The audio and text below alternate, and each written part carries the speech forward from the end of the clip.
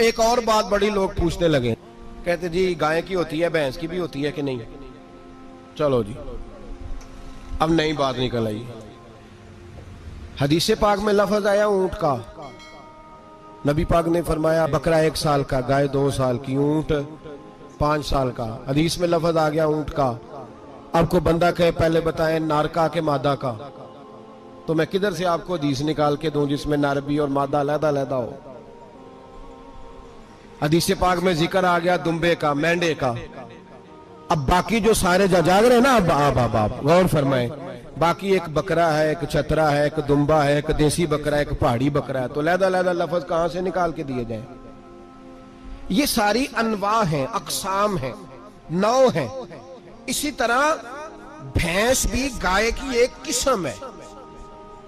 इमाम आज़म अबू हनीफा फरमाते हैं नौ मिन्हु, ये उसकी एक किस्म है, 9 में से है, गाय की 9 में से है। आप आम लफ्ज बोलते हैं तो कहते हैं बकरा चतरा गाय भैंस, आम लफ्ज है ना। तो जब गाय कह दिया तो आपको बंदा कहे गाय आया तो पहले बताएं गाय तो है, तो इसमें बैल शामिल है कि नहीं? तो गाय की जितनी किस्में है ना, हमारे मुहद्दिसीन भैंस को गाय में शामिल करते हैं।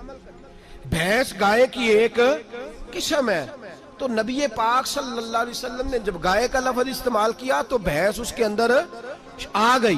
तो अगर गाय की कुर्बानी जायज है तो भैंस की कुर्बानी भी जायज है। अगर बैल की कुर्बानी जायज है तो कट्टे की कुर्बानी भी 100% जायज है। उसके अंदर 7 हिस्से डाले जाएंगे, उसे कुर्बान किया जाएगा, ये जायज है।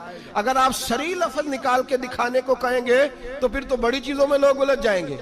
फिर कैसे निकाला जाएगा खसी की जायज है कि नहीं, जो खसी नहीं उसकी जायज है कि नहीं, फुला की? तो इन तफसीलात, हाँ बहुत सारी चीजों की तफसीलात हदीस में है, लेकिन सारी चीजों की मौजूद नहीं। इसलिए मेरे अजीज याद रखें, भैंस की कुर्बानी भी होगी, गाय की भी होगी, बैल की भी होगी, कट्टे की भी होगी। जिनकी नहीं उनकी नहीं। हमने कभी कहा हरन की कुर्बानी भी होगी या मुर्गी की कुर्बानी भी होगी।